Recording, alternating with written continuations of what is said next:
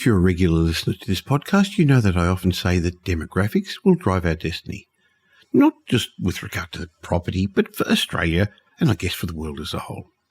So today I'm going to chat with leading demographer Simon Kuestenmacher about the composition of Australia's population moving forward. It seems we're going to have more older people and proportionately fewer young people.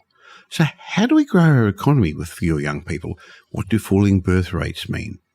Now, if you've heard my chats with Simon before, you'll know he shares great insights. So whether you're interested in property investment or just the future of our country and how it's going to relate to you, your job, your prosperity, I'm sure you're going to benefit from my chat. So welcome to this week's show. Welcome to the Michael Yardney podcast, where twice each week you will learn a number of new ideas regarding success, property investment and money in around 30 minutes. Our show is brought to you by Metropole, who specialise in helping you grow, protect and pass on your wealth through strategic property and wealth advice. Now here's your host, Michael Yardney, Australia's authority in wealth creation through property, who has been voted one of Australia's top 50 most influential thought leaders.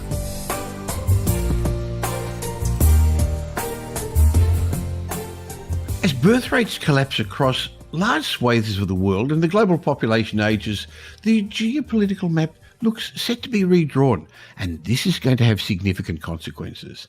I know falling birth rates across nearly all the developed world and now much of the developing world have got many demographers concerned.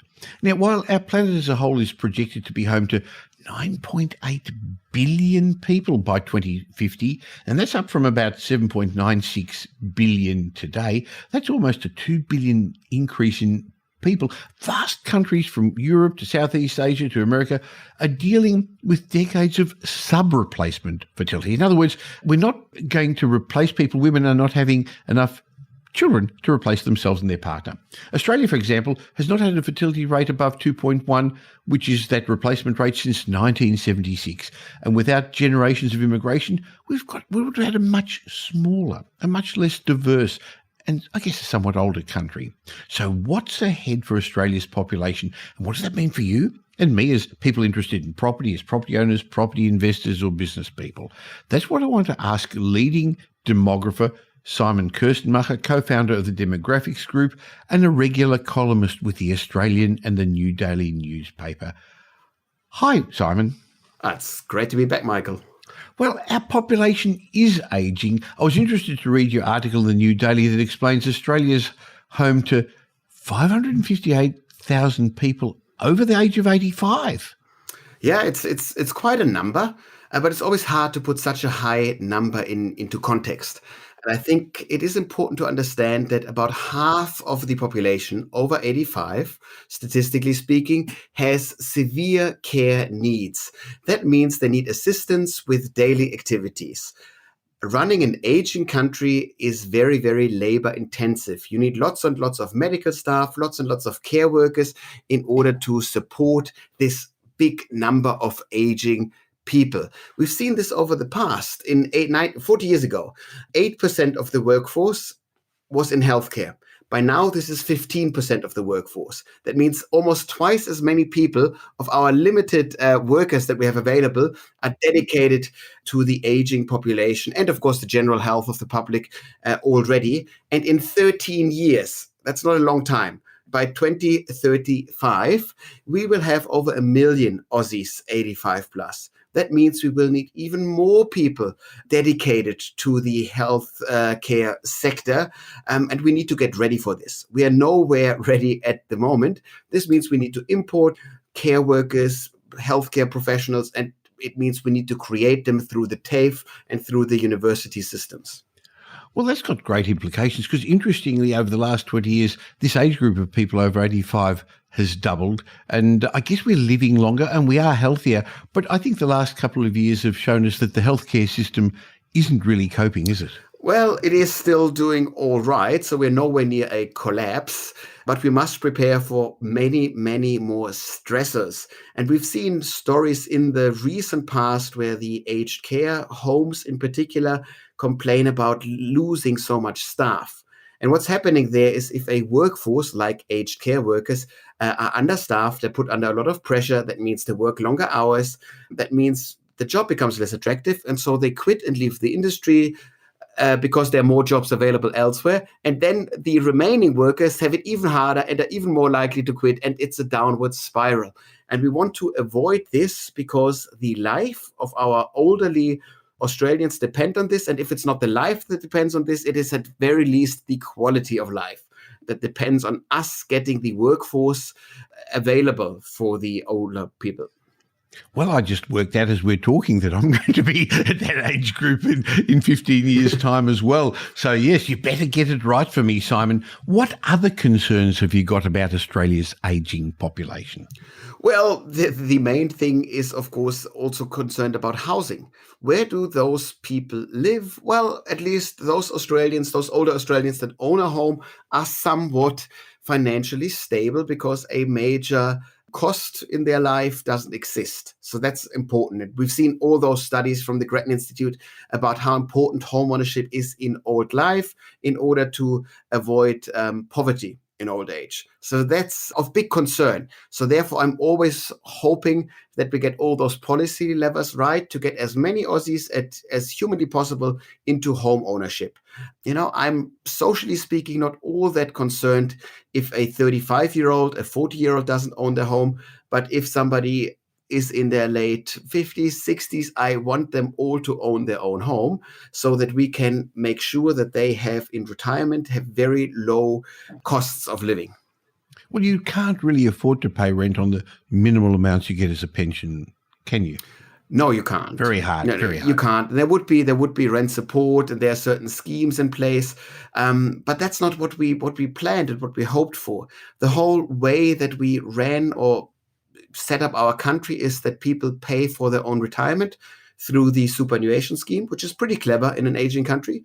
Lots of the low-income Australians, they don't put enough money aside throughout their working career, and they can't because the 10% that they put aside, they don't, compound to enough money when they are in retirement, and they then need to be subsidized through the pension system.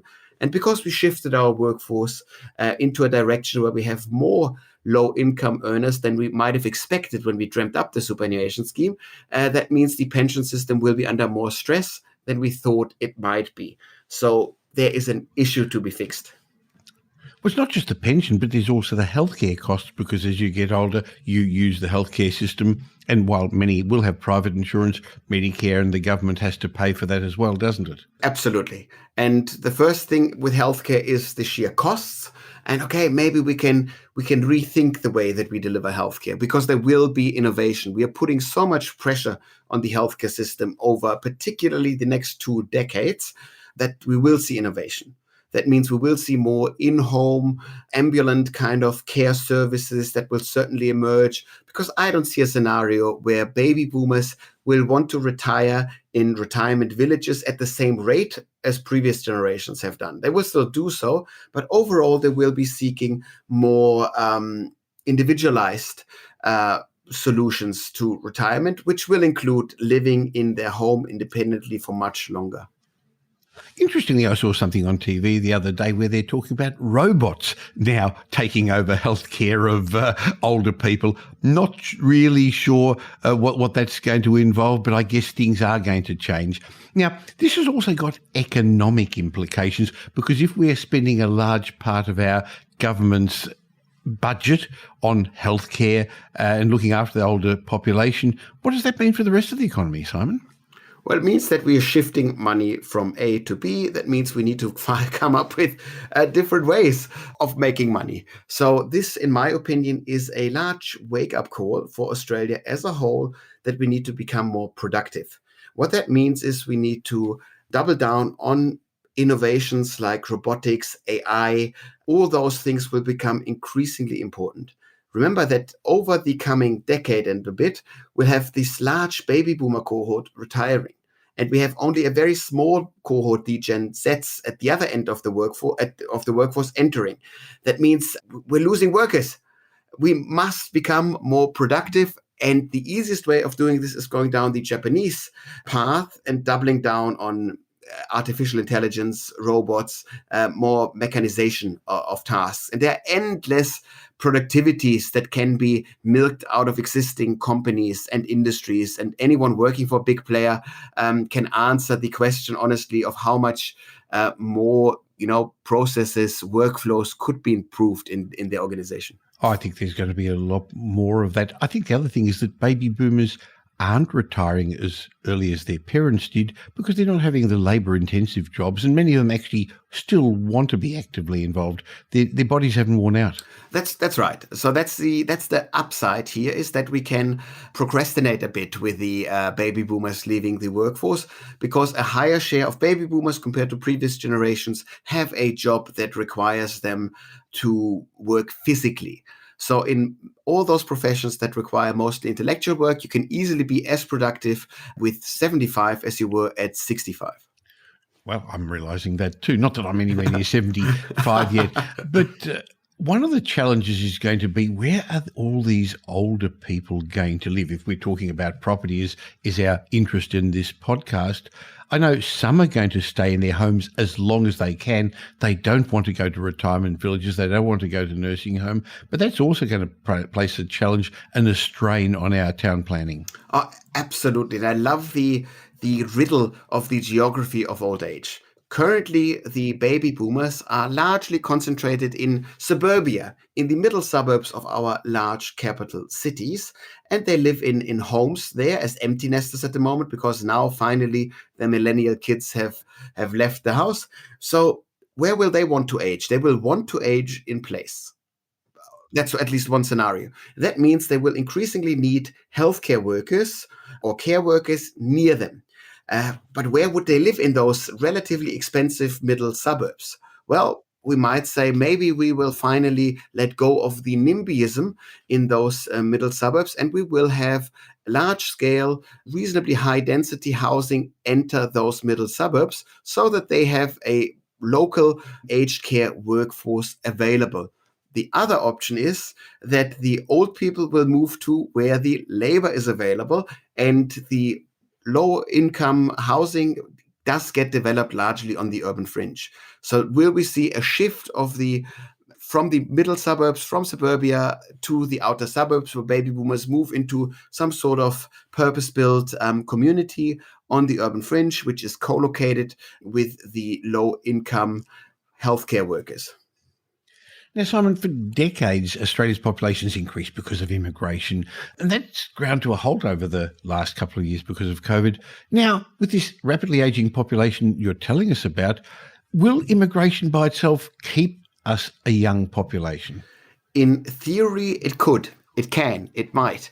What I mean by this is that we have all those plans of very soon going back to 200,000 migrants per year. That we take in. Migrants are 18 to 39 years of age, whether they're international students, they're younger, they're a bit older in their 20s and 30s if they're skilled migrants. So that if you constantly throw people in the 20s and 30s on to the Australian population, you can slow down the aging of the population. So that works reasonably well, but we're not entirely sure whether we can keep up this migration game, because globally speaking, the world starts to shrink as soon as 2086, according to the UN. If you listen to the Austrians at the Wittgenstein Center, they say the world might shrink 2 decades sooner than that. But that means we run out of humans and we run out of workers even before that in the 2060s. And as soon as 2039, we will run out of workers, migrant age workers, 18 to 39, from middle or high income countries. So the idea that you can just easily get migrants from wherever they come from to Australia is increasingly a hard ask. And I would predict that we will see the 2020s to be the last decade where we get free migrants into the country. As soon as 2030, we'll go back to times where we give out very generous tax credits. Let's call it let's call it $200,000 per migrant to settle into Australia. Really? Well, I know there's strong competition. Canada's one of the countries, so we're not the only country that people are considering going to, or that are actually putting out the welcome mat for skilled migrants.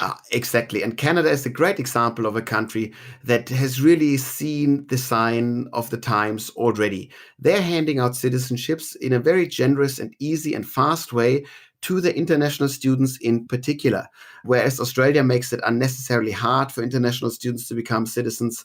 And if you think about the economics of a human being in Australia, there's nothing better than an international student. Some other country, Germany in my example, paid for the first 18, 20 years of the human's life, which are very expensive: childbirth, child rearing, education, broken arms, very expensive. And as soon as they go to Australia, they start paying a lot of money for the international education. And as soon as they start work, they start paying tax, which is amazing. So and by definition, they are educated to the level that Australia says is necessary. So that means, economically speaking, there is nothing better than an international student. And we are failing to attract them because our competition, Canada, for example, has a better overall package on offer. And we can't afford in this day and age to forego population growth based on migration. Now, Simon, I heard what you said a moment ago, that we're going to reach world's peak humanity sooner rather than later. It could be about 3 decades away, but the population is still increasing, isn't it? But it actually is, I guess, shifting. A lot of it's because of Africa or underdeveloped countries growing strongly. Exactly. And so if you say, once again, no judgment of people here, but if you want a highly qualified, super skilled workforce, which is the way that the Australian economy is developing largely, you need to get workers in from relatively highly skilled countries. India, technically speaking, is a middle income country, and they will be our best bet for migrants over the coming decades. China is already starting to shrink its population. Well, I think you can take China off the table for other reasons, can't you? at the moment. So at the moment, we've seen this, that a big source country where we got our migrants from is not letting people out. So that's a problem. So it sounds like we're approaching an era where there are going to be labour shortages in much of the world. Are robots really going to take the place of people like you were suggesting? I don't think it's as simple as going like, let's replace this nurse with some funky robot. What we're doing is we're completely reshuffling and realigning the whole workforce. So if you improve the workflow, any kind of major organization, be it a bank, being a big construction company, because you make admin more efficient, because you make sure that you build a house in a more labor efficient way, then you have jobs freed up elsewhere. It's not the individual worker that you will shift, but structurally speaking, over a couple of years, over decades, we need to make every sector of the economy much more efficient in order to have workers available to do the medical and the care jobs that we know we need, because these will be the very last sectors, if ever, where we will see robots taking jobs of people.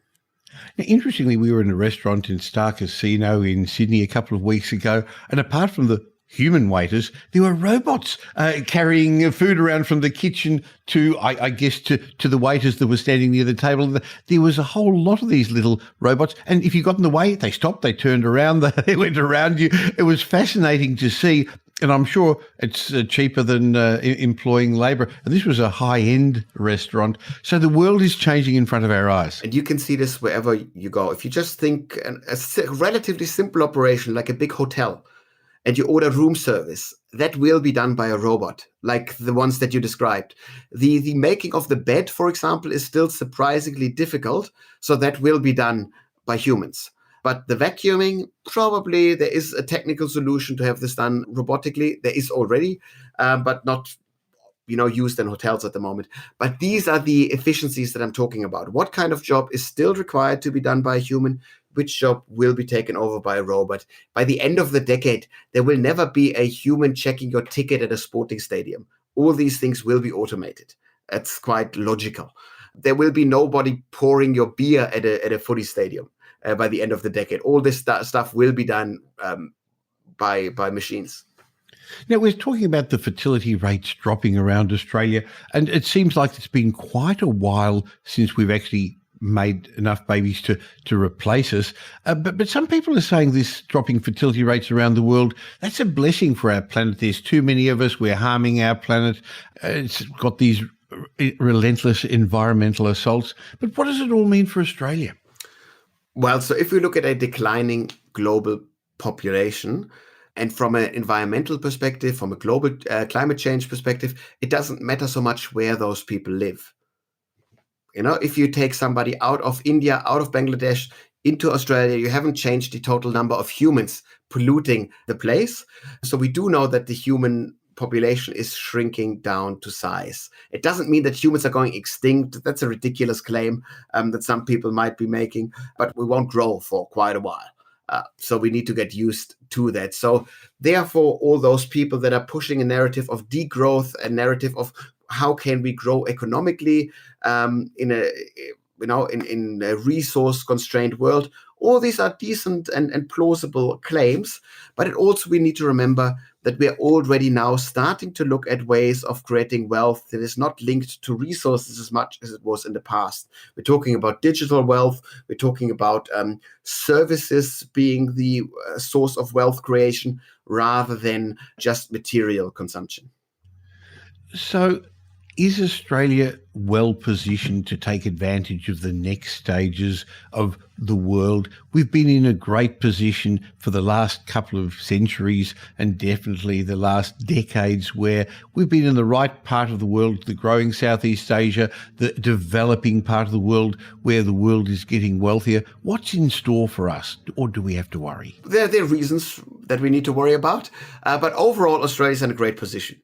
Remember, we are still a country that has enough energy and that has enough food to look after everyone on the continent. And we have lots and lots of stuff to spare to be exporting to the world as well. There are only 6 countries in the world, apparently, that fit that description. So we are well positioned from that perspective. That's wonderful. We are still an industrialized country. We are a democracy. We still have livable cities. All that is very, very important. In the competition for migrants globally, we need to make sure that we remain affordable, because we can offer all the nicest climates and jobs. If you can't afford a decent lifestyle, people won't come here. So there's that element that still worries me a bit. And there is, of course, the wild card of climate change. We want to make sure that we adapt our cities to climate change, because cities and the country will be warming. We need to make sure that our infrastructure, that our houses that we're building are ready for increased temperatures, but that can be done. So overall, I'm still very, very optimistic about Australia. So there are obviously some challenges ahead. Where are we going to accommodate the older people? Where are we going to accommodate all the young people when they come in? And with the global pool of migrants eventually shrinking, maybe we should be getting in now as our governments have planned and keep growing our population strongly at the moment while we still can, Simon? I think so. And right now is the time to focus on getting international students into the country. There is nothing negative, particularly if you import highly skilled people. They will, by definition, not have cost you money for the first 20 years of their life. And once they're in, they pay their own tax. And because we have the superannuation scheme, they will actually pay for their own retirement. It is an ingenious scheme. It was a rather wise scheme that we put into place decades ago, and that will really come in handy in an aging society. It is actually the bedrock on which you can afford to grow old as a country. So I'm quite a fan of the superannuation system. There are, of course, little things that need to be sorted out, but as a whole, it's a pretty clever system that we got going. Well, I love our monthly chat, Simon, because demographics does drive our destiny. So I think it's important to understand what's ahead for our population, how many of us there are, how we're going to live, what we're going to want to do. So thank you very much, and I look forward to catching up with you again next month. It's been a pleasure.